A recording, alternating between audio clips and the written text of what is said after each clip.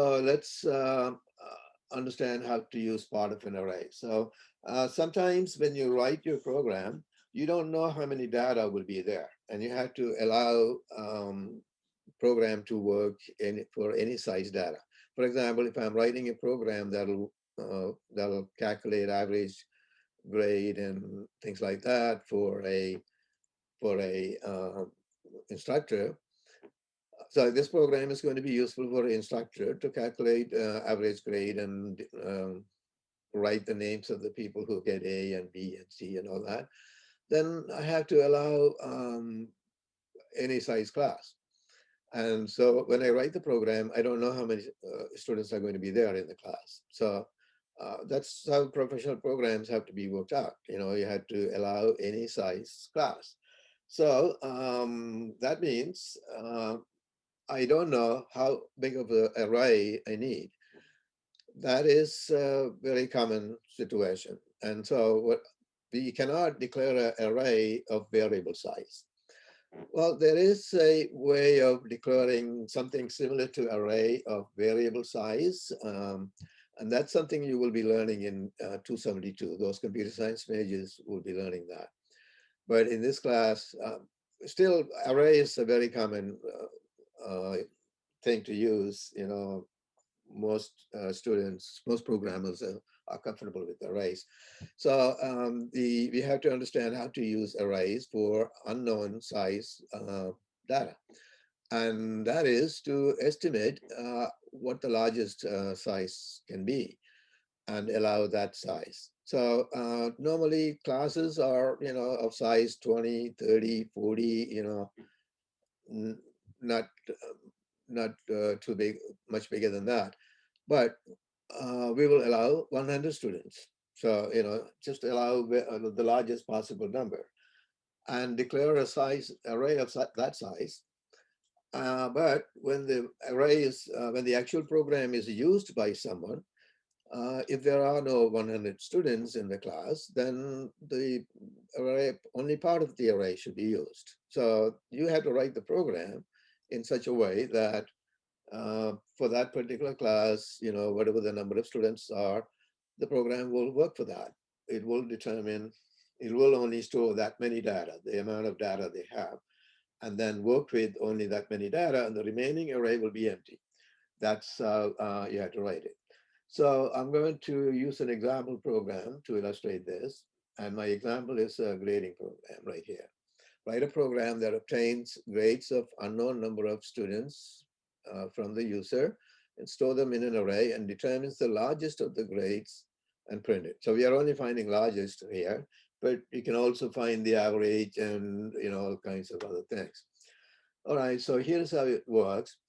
You write grade. Um, I'm using function called find max to find the maximum.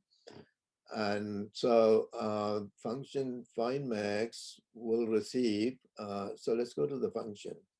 Function find max down here will receive an array, and the size of it, length is the length of the array, the part of the array that's filled. In other words, we don't want the entire array. We want to work with the part of the array that's filled. So how many elements are filled in that array? That's what this number is. So it is same as size of the array. And the array with the box is just the name of it, right? And Right. Array is you stating it that it's a float, correct? yes. Okay. It's a flow type allowing decimal numbers, and you need a bracket next to the name to make it an array. So array is the name of the array in which the array will be received. Uh, so as you learned in the last class, arrays are received by references. So that means this name array becomes basically another name for the original array. So you're going to work with the original array. So to find the maximum, I had to take the array 0 and copy it into max value. Max value is a local variable. And then for j going from 1 to the length, so j starts at 1. I'm using while loop, so j starts at 1, and then while j is less than length, array J needs to be compared to the max value. If array J is bigger than max, then copy array J into max. And then outside the if, you need to increase the J, so that all the elements of the array will be compared to max. And whenever anything bigger is found, it'll be copied into max. This is the same technique we learned before. And now we are applying it to a larger list of data. So this is where this technique is really needed. No other technique can be used. That's how you find the max, and then you return the max value. And so when you go back, the function, the max value will be taken back by the function call. Now let's go to the previous page and look at the way our array is used. I'm declaring the grade array as 100. And then I'm going to track exactly how many data are going to be stored in here. The count is going to represent the count of data that we store in this array.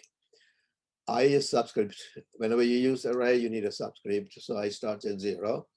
And I'm asking for the first grade before the loop begins, because I have to use sentinel control loop because I don't know how many data are coming in. So sentinel control loop is the only way. So enter the grade, and the grade you're getting is stored in grade 0 right now. I is 0. So I do need to set the I to 0 here, and I'm storing the very first grade in grade 0. And then I'm comparing grade 0 to -1. You have to write this way. When you're getting data and storing it in an array, this is the only way. If you have to use sentinel control loop. Get the grade stored in grade 0, and then, which is, you cannot write grade 0 here. You have to write it as grade I, where I is already set to 0. Then you write grade I not equal to -1, while grade I not equal to -1, and I is less than 99. I less than or equal to 99, actually, because 99 is the subscript value, the maximum subscript value can be. Array size is 100, so subscript goes from 0 to 99. After that, inside the loop, I just increase the I and then ask for the next data, enter the next grade, and then see in grade I. Now notice that I'm writing grade I, and then same grade I is being compared to -1 up here. This is the only way to write sentinel control loop with array. So Professor, yeah, why did you pick 100? You just picked the highest number as possible? I estimated that class size can be 100, the maximum. The max. Okay. Right. Okay. So not bigger than that. But if you use the size array size 150, that's not wrong, but Right. wasting. Okay. Yeah. Okay. All right. So notice the way I wrote it. I wrote grade I, where I has been set to 0. I'm getting the grade in grade I, and then while grade I is not -1, I will increase, and then I'll get the next data into the next grade I, and that grade I is the one I check next against -1. So whatever I'm getting here is compared to -1 before I proceed. So if it is -1, then it stops, loop stops. Now, we are storing -1, as you can see. We are storing -1 in the array, but we have to make sure that we will not process it. So let me go to the board and explain to you how we are going to avoid processing that extra data. So I'm going to work with some numbers. So let's say some grades are there. Let's say I have 85 and 92 and 78 as my grades, 3 grades. So user is going to enter these 3 grades, and then he'll enter a -1 for Sentinel.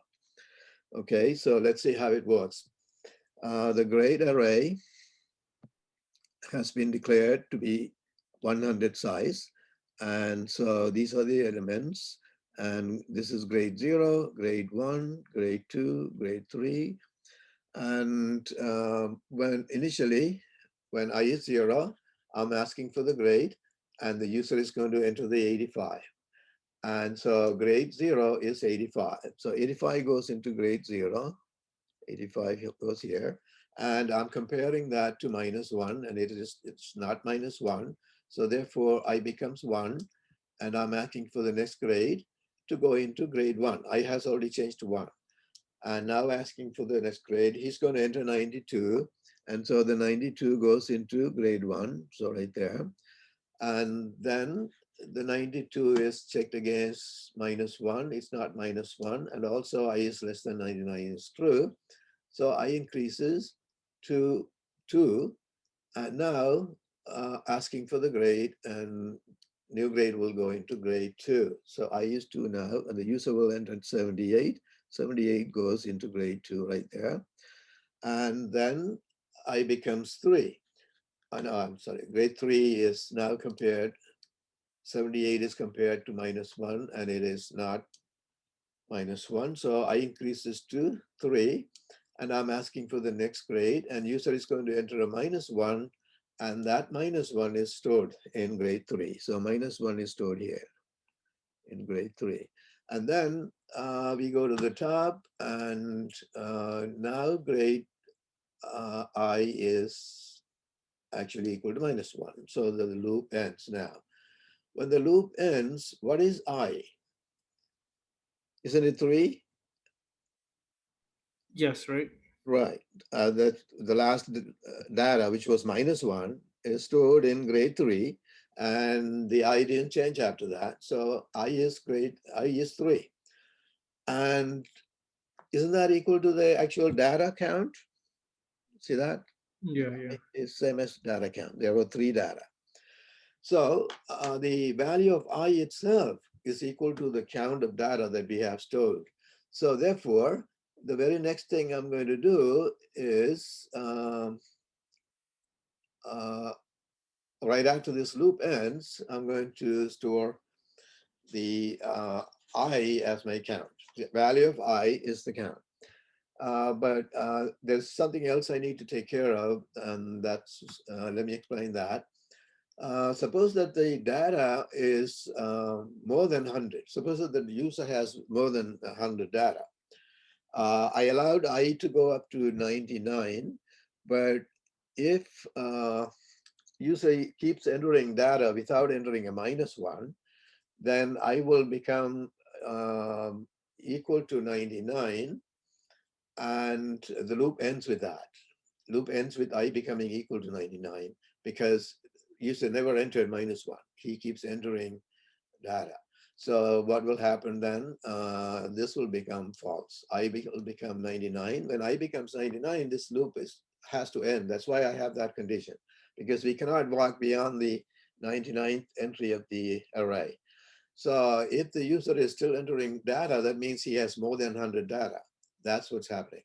So I need to take care of that in my program. So that's why right after the loop, I'm saying if I is 99 at this point, that means he or she is trying to enter too many data. So you put that message on the screen and quit. The return 0 makes it quit. That's one use of return 0. Anytime you want to quit the program, the return 0 will do it. So the program will quit with this message on the screen. You have too many data, I cannot handle it. That's what the program is saying. All right, so you need to allow all the possibilities. And so that's what that's doing. And now I'm copying the I into count to make sure, I have the count ready.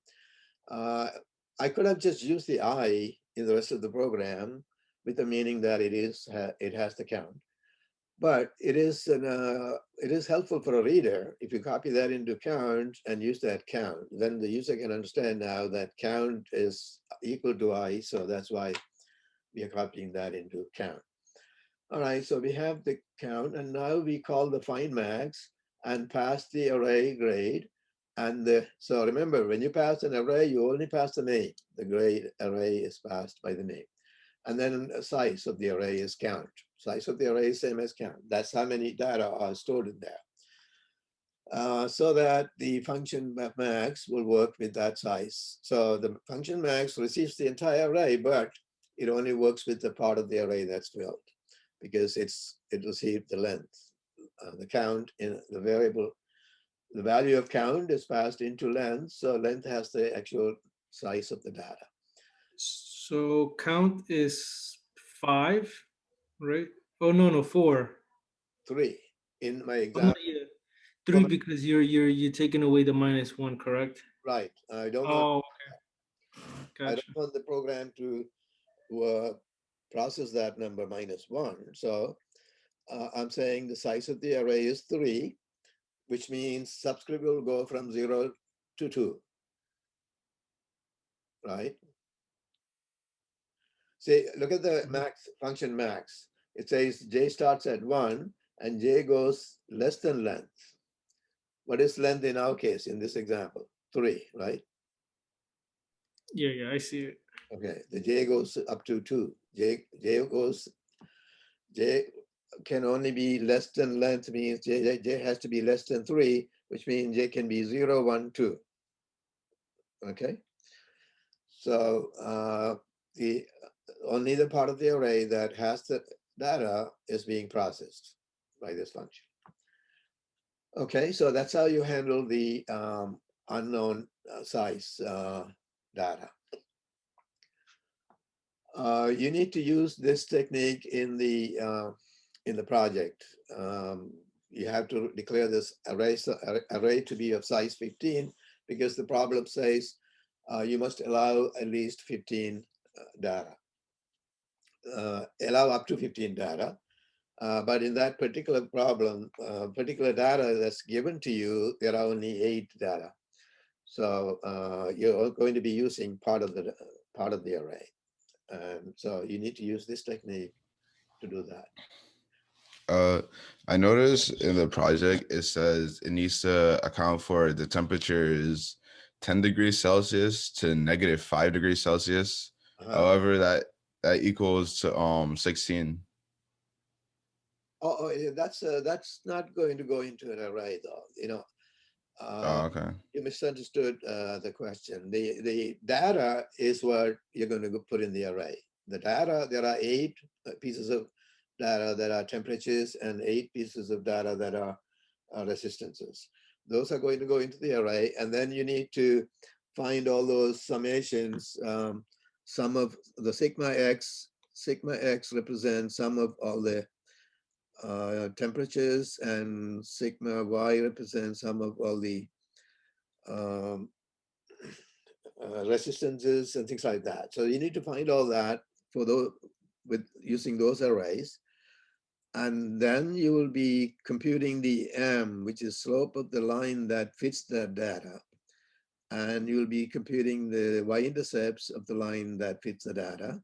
And after that, you basically have this equation y equal to mx plus b that represents the equation relating temperature. X represents temperature, the y represents resistance. So now you have an equation relating them. Using this equation, you had to figure out the resistances for the temperatures going from 10 down to -5. So basically you plug in 10 for the X to figure out what resistance will be there for 10, for temperature 10. And then you plug in -9, 10, and then 9 and 8. You plug in those numbers and figure out the resistances and write them in 2 columns. That's your output. So those numbers are not going to go into an array. Those are going to be written on the screen. Okay, Terence? Okay, thank you. So you plug in 10, 9, 8, all the way down to -5 for the X in a loop. You can do that in a loop. For each X, you're calculating the Y and writing the X and the Y in 2 columns. That's it. That's to produce the output after you find this equation. So if you need more explanation, you can, I have always welcomed questions. I'm always willing to help. And you have to do the things with help.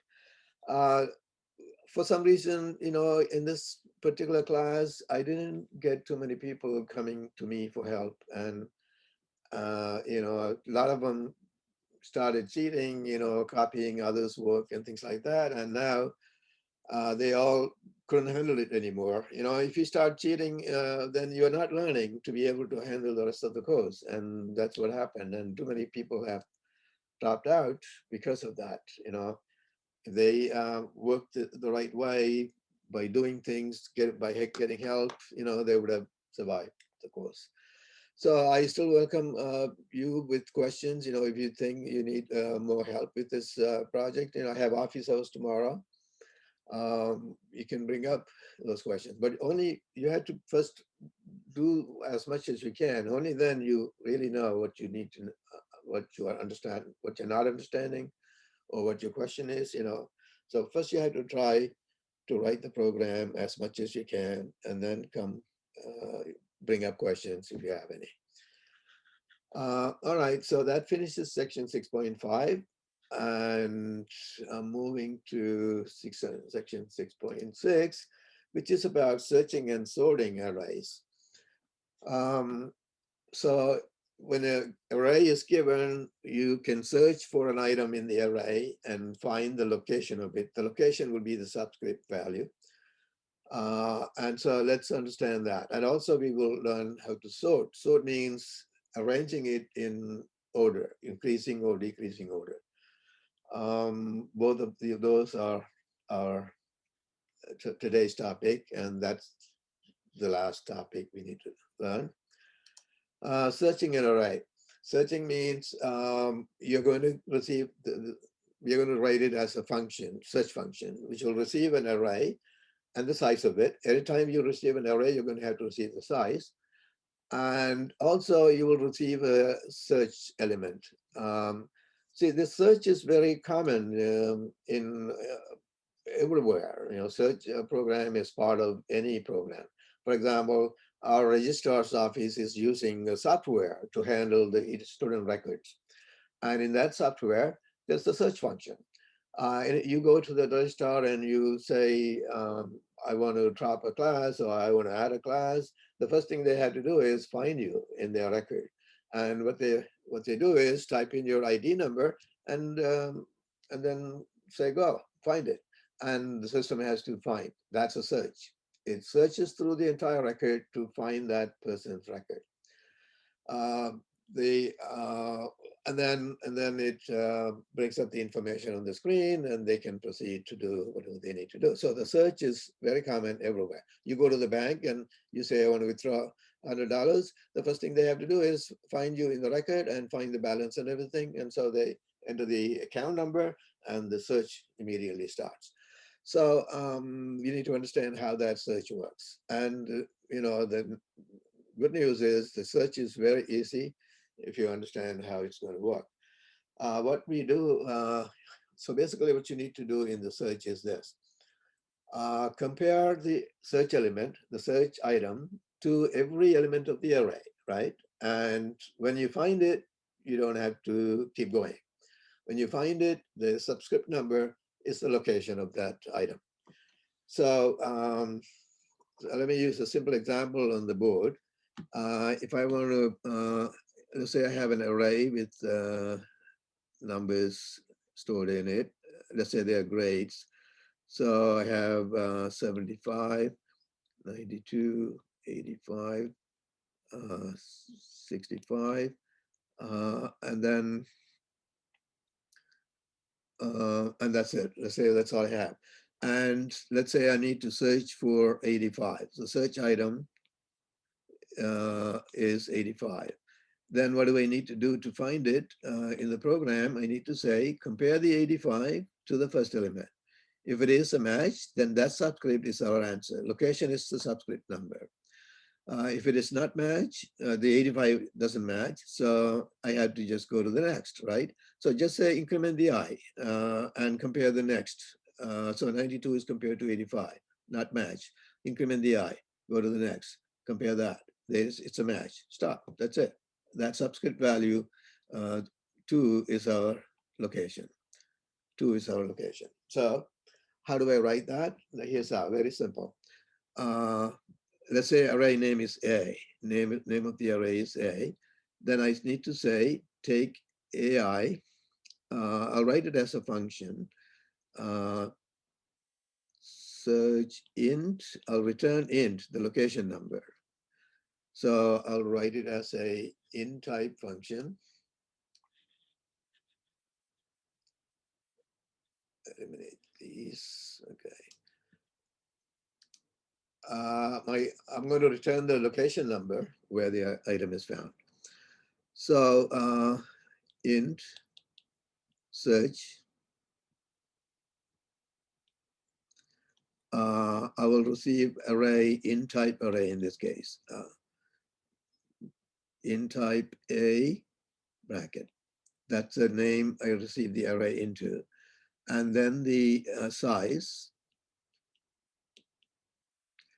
comma, the item I'm searching for has to be received. So int item. Okay. Now inside the function, all I need to do is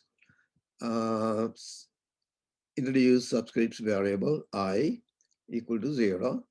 And then all I need to say is compare them. And as long as they're not equal, as long as array element is not equal to item, keep changing I. That's all I need. So while, I can say while AI, right now I is 0, I is 0 is being compared. So if they're equal, if AI is equal to item, we need to start the loop. So only as long as they are not equal, keep going. So not equal to item. While AI is not equal to item, I plus plus. That's it. Very simple, right? Why? Why is this going to work? You can see that when I is 0, A0 is compared to the item. If it is not matched, I will become 1. When with I equal to 1, A1 is compared to item. If it is not equal, then I will become 2. So in this case, A0 is not equal to 85. So let's say item is 85. We received 85. We're searching for 85. When I is 0, they're not matched. I is 1, they're not matched. When I is 2, they're matched. So when I is 2, A2 is matching it. So loop ends. When loop ends, I is 2. So I need to return the 2, location number, the subscript number. Sorry, I has the return. I in this particular example, it's 2, but we don't know where it is. So whatever the ith location that matches item, when it matches loop ends, at that point, I has the answer. So return the I, and that's your search. And in the main program, you receive that I, and you know the item is in that location. So it's very simple. If you write it this way, it's easy to finish it. When I return the I, you need to, this return I has to be modified slightly. So let me go back to that. Because what if the item is not there? You always have to allow that possibility. The item may not be in the list. If the item is not in the list, it's going to keep going all the way to the end of the array. So I need to modify my program a little bit. So let me go back to the program and add something here. If the item is there, this loop will work, but item may not be there. So we have to allow that possibility. So I'm going to have to add an additional condition to the search. I need to say,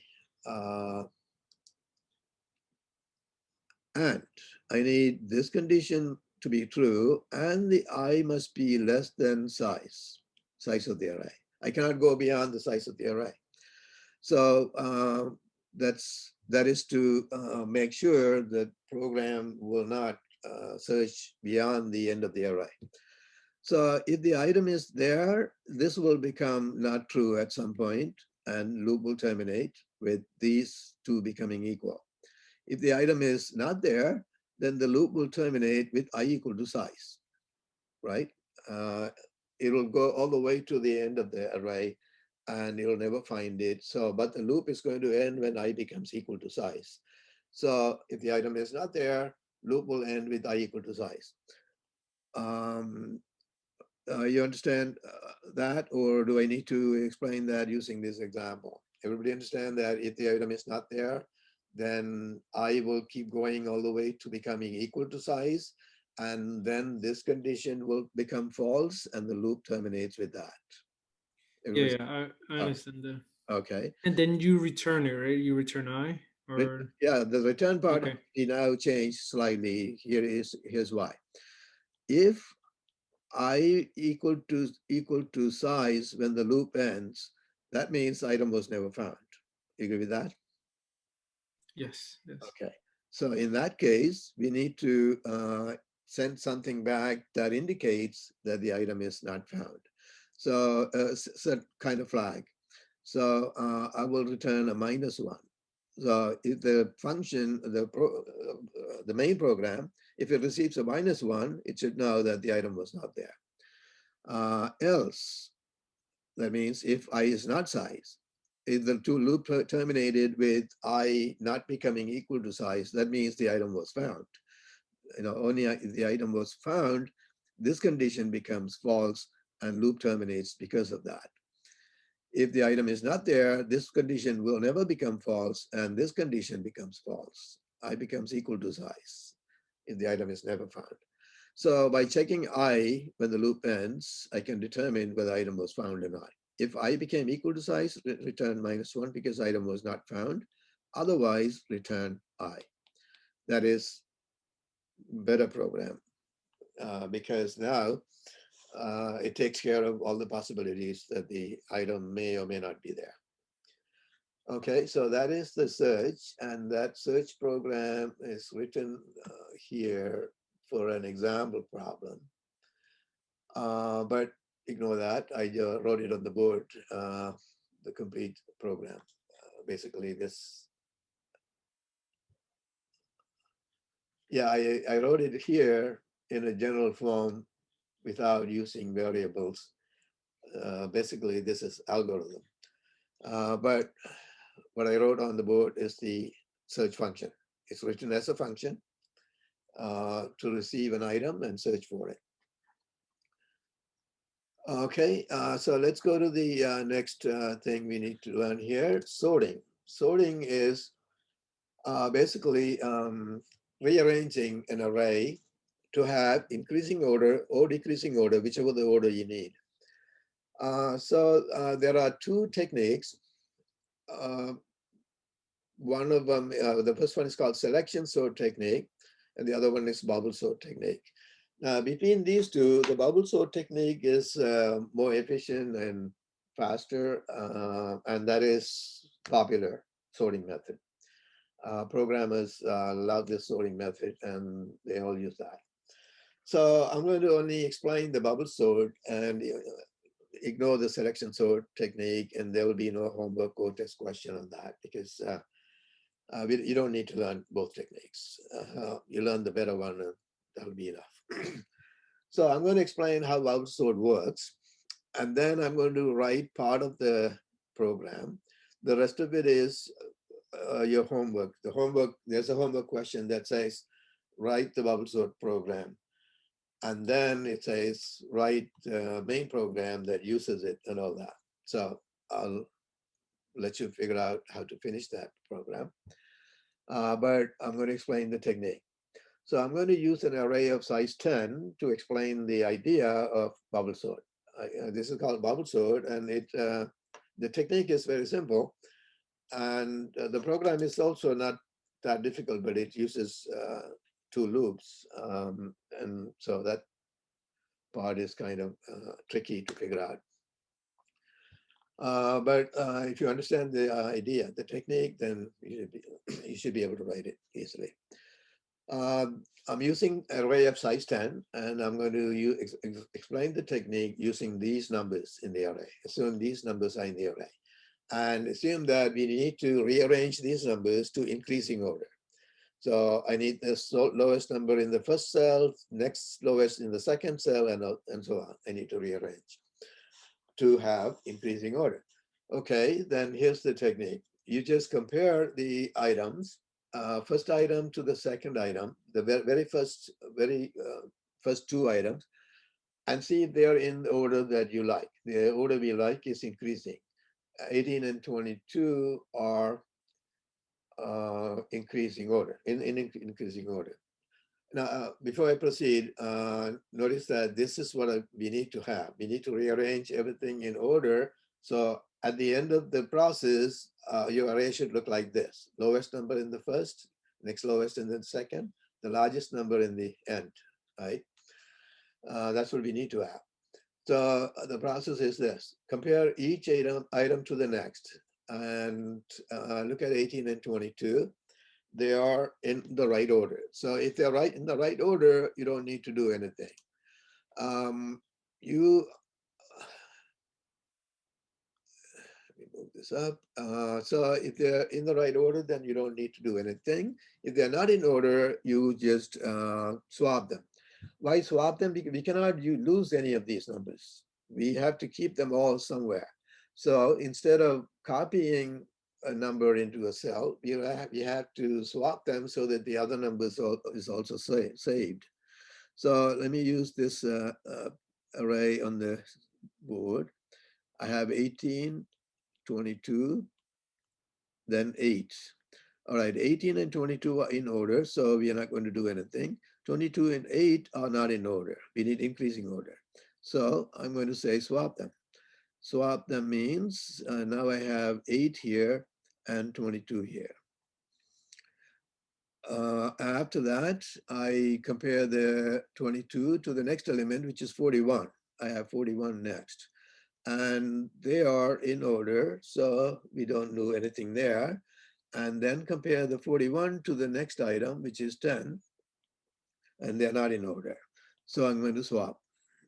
So now it becomes 18, 8, 22, 10, 41. I swapped. Okay, now compare the 41 to 10. Next item is 10. They're not in order, so I need to swap. And so the 10 goes here, no change in the other ones. 10 goes here, 41 goes here.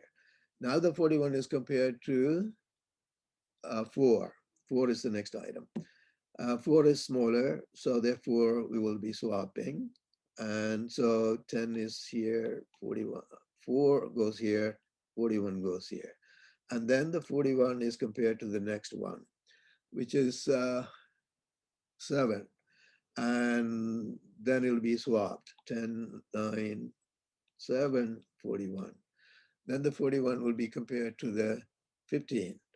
And again, swapped, because 41 is larger than 15. So 15 goes here, 41 goes there. Then the 41 is compared to 12, and you'll be swapping them. So 15,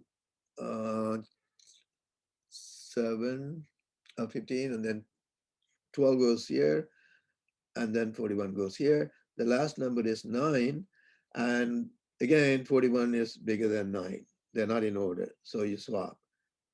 See what has happened? We have achieved one thing here. Do you see that? Yes. What's that? You just basically swapped, but there's more swapping that you need to do, correct? No. We whenever the numbers are two numbers, we compare each one to the next, and whenever they are not in order, you swap. That's with that strategy. We walked through the entire array and see what we have ended up. We have ended up moving the 41 to the last position. And Oh, okay. see that? The 41 is the largest number in the array, and it moved to the bottom position where it belongs. So, so what do we need to do next? We need to do the same thing again. Right. Okay. They just compare each one to the next and swap when if it is not in order. Then the second largest will pop up to the top. So the largest numbers bubble up to the top. That's why this is called bubble sort. So what you do is you repeat the same process, compare each item to the next, and if it is not in order, swap. And continue that, you will have items popping up to the top. And when you, so that means how many times do you need to repeat this? If the array size is 10, then you repeat it 9 times and 9 items go into place, then the 10th item has to be in place. So you need to do this one less than the actual size of the array, okay? And it'll be automatically rearranged to have increasing order. Now, if you want to have decreasing order, you just have to do the comparison the other way. You need to say, if the next item is, we want the arrangement, we want the order to be decreasing, means the next item should be smaller. So if next item is not smaller, swap. So you just have to have a different opposite inequality. That's all it is for getting the other order, decreasing order. All right, so let's see how to write this program. The swapping part, we can write it this way. I need to say, if the array size is 10, in this case, array size is 10, right? So 0, let me go back to the beginning of the array. Array size is 10, so this is a 0, 1, 2, all the way to 9. So I'm going to say I starts at 0. When I is 0, A0 will be compared to A1. Then I will become 1, A1 will be compared to A2. And keep going. When I is equal to 8, 8th item and 9th item will be compared. And that's the last comparison we need to do. So can you see that? I should go 1 less than the last subscript, 9, right? When I is 8, I'm comparing 8 and 9, and that's the last comparison. So I should go 1 less than the subscript value, which means 2 less than the size of the array. See, this array is of size 10, and I is going to go up to 8. Okay, so you need to remember that. Okay, so here is what I need to do. I need to say for I going from 0 to I less than or equal to size minus 2, or less than size minus 1. It's the same thing. If size is 10, I should go up to 8. So if I say I less than size minus 1, that'll do it. For all those i's, incrementing I each time, all I need to do is compare AI, ith element, to next element. Next element will be AI plus 1. So right now I'm looking to get increasing order, which means if AI should be smaller than AI plus 1. That's what I want. If AI is bigger than AI plus 1, then I need to swap them.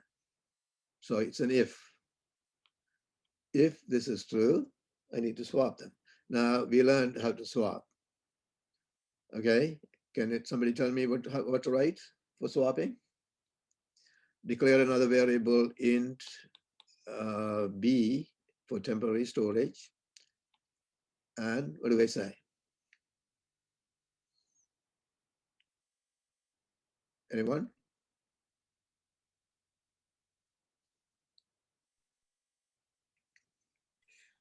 You let b equal to the first array, right? Yeah, either one. We can say Yeah, b either one. to AI. If I say b equal to AI, then what's the next step? Then AI is equal to trying to remember. AI plus 1. You don't need to remember if you understand. And then that one, a plus 1 is equal to back to The b, right? yeah, exactly. B is the temporary storage, and store the AI in B, and then copy AI plus 1 into AI, and then copy the B into AI plus 1. You have swapped. This is how you swap. Okay. So that's basically the loop that does this swapping. But now we need to say, repeat this over and over, right? Is that what I need to do? This is only doing one time, comparing each item to the next, and that will pop the largest one to the top. That's all I have done so far. So now I need to say, repeat it. Okay, so I can simply say, uh, simply make this loop repeat one less than the size of the array time, right? Okay, so that means what? This entire thing, this whole thing should go inside another loop that says repeat this whole thing. So I put brackets for these because there are more than one item here. And that should go in another loop, for loop. Okay, I can say for j going from another variable from 1 to, I don't need to start that at 0. J is not a subscript. J is just a counter that'll say, go do this, repeatedly do this 9 times, right? If the array size is 10, then you need to do 9 times. So j going from 1 to j less than or equal to size minus 1. If the size of the array is 10, then this j should go up to 9. That's what this is saying. J going up to size minus 1, j plus plus. So this loop basically says, repeat this, this whole thing, whatever we are doing here, over and over 9 times if the array size is 10. If the array size is 20, repeat this 19 times. That's all it says. So basically, I wrote the entire bubble sort program here. But the way I have written it here is not 100% efficient because see what we are doing. We after you do this, the inner loop one time, the largest number popped up to the top, right? So when you do this again, you really don't need to compare the last 2 items because the 41 is already in place. You don't need to compare the 41 to anything. So the second time when you go through this, you need to cut the size of the loop by 1. 41 is already in place. So you need to go 1 less than the original size of the array. So originally we said the I should go up to size minus 1. Now it should go 1 less when you go second time. So this control needs to be changed so that it will keep going. Each time the inner loop is executed again, the size should be reduced. It should go 1 less each time. So that's the only part I'm leaving you to figure out how to change this so that so that it will be more efficient. It will not do unnecessary comparison. The last comparison is not necessary, no matter what the number here is, whether it's 9 or 10 or whatever that is, we don't need to compare that to 41 because 41 is in place. And similarly, after the second iteration of this inner loop, the second largest is in place. So therefore, the loop should be cut down by 2 at that point so that you don't compare the unnecessary things. Comparison is work for the system. It's more work than calculations. So therefore, we should minimize the comparison, only then the program will be more efficient. So all I'm leaving behind for you to figure out is how to make a change in this program so that it'll be efficient. It'll be cutting down the size of the array by 1 each time. And you don't even need to introduce a new variable. It's very simple thing, but I have to leave that for you to figure out. And once you figure that out, you write the solution for the program. You write the solution for the program. It will look pretty much like this with the modification that I'm expecting you to do. If you don't do the modification, you don't get the credit for that problem. That modification is all I'm asking you to do. Otherwise, I have given you the whole program. All right, so how's the, so this will be normally written as a function, so it'll be a function bubble sort. So let's say I call this bubble sort, then it'll be void because it's not going to return anything. It's going to modify the original array to have increasing order. And I'll call it sort. Sort is the name of the function, and it'll receive an array A, which is int or float, whichever that is, float A bracket, and then int size. I have to receive the size. That's all it is. That's all I need to receive. Receive the array and the size, and then bracket, write all of this and close. Now, if I want to use the main program, that will get number, that will sort an array like this.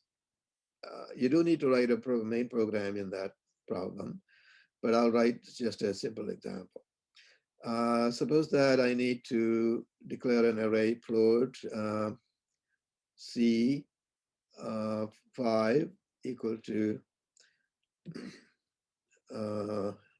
75, 92, 84, 67, 81. Okay, so there are 5 numbers in this array, and I need to sort this array. All right, how do I write that? Anybody? I need to send this array over to the function sort to sort it. So what do I write? Anybody?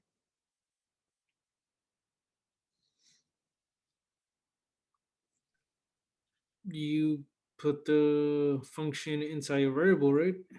First. What?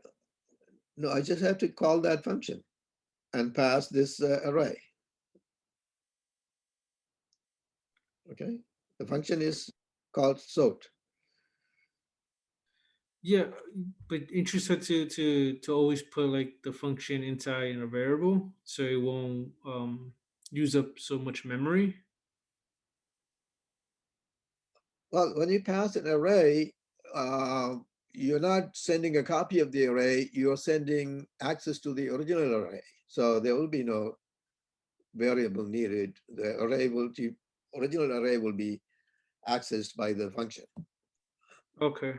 right? So it's already designed that way. The language is designed so that when arrays are passed, no copying done, the original array will be accessed. I explained that in the last class. So I just need to pass this array to go into the array A. How do I do that is my question. How do I make the call to the function? That's all. Very simple question. You always call the function by the name, right? So you pass It's sort and then you put the array name, right? name, And the array, size.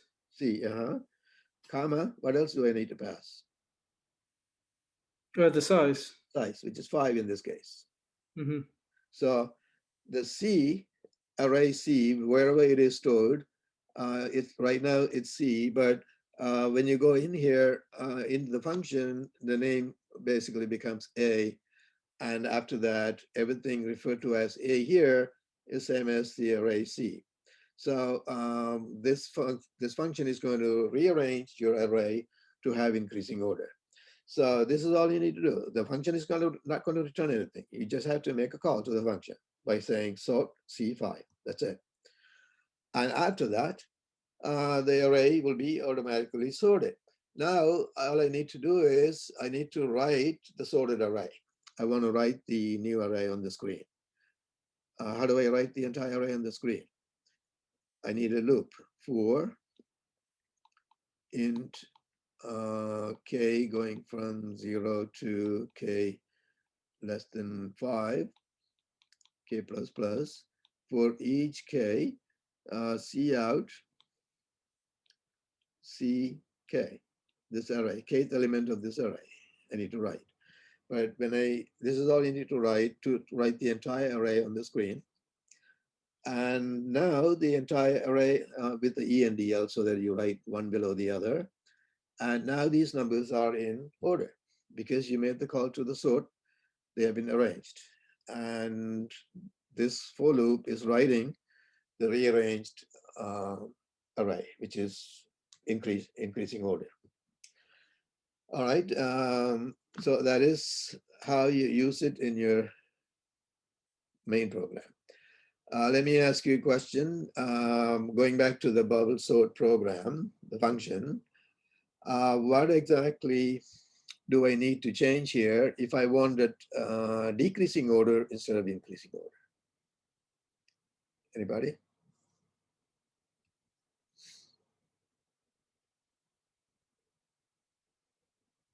Don't you just flip the increase to decrease, right? Yeah, so in the program, what changes?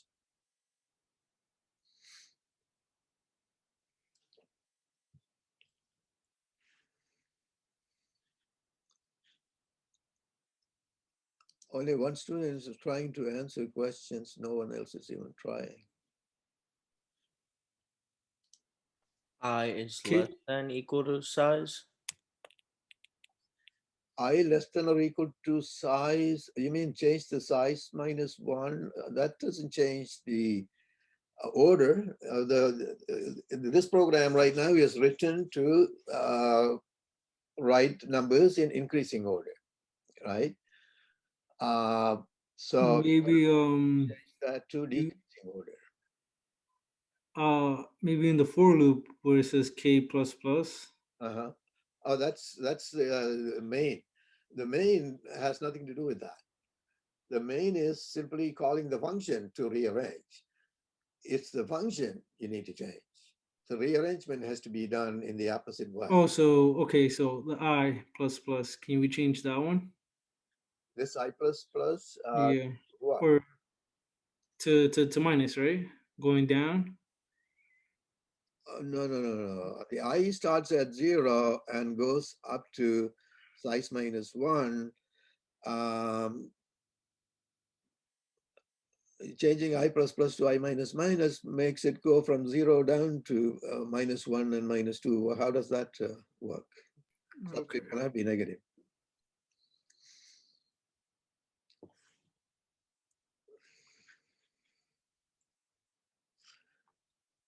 Okay, to have increasing order, we said compare each item to the next item.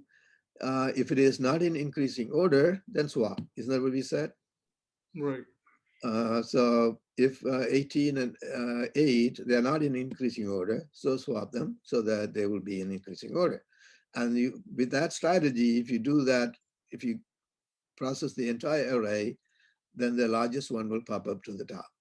And if you do it again, the second largest will pop up to the top. This is the strategy. And that has to change. Change to what? Now, what do we need to say? Now, in the first method, the desired order was increasing. So we said, compare each pair to see if they're in increasing order. If they're not, swap. If I wanted to get the opposite order, decreasing order, then what should I say? If the array I is less than the array. Right. Okay. That's simply this comparison has to change. If here I said if AI is bigger than AI plus 1, swap. Instead, I need to say if AI is smaller than AI plus 1, swap. We are now asking for opposite order, right? So that's all we need. So this inequality will change direction. That's all.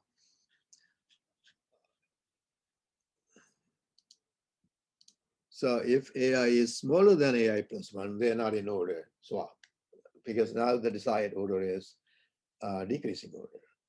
So when the item is not in decreasing order, swap them. So that inequality is all I need to change to get the opposite order.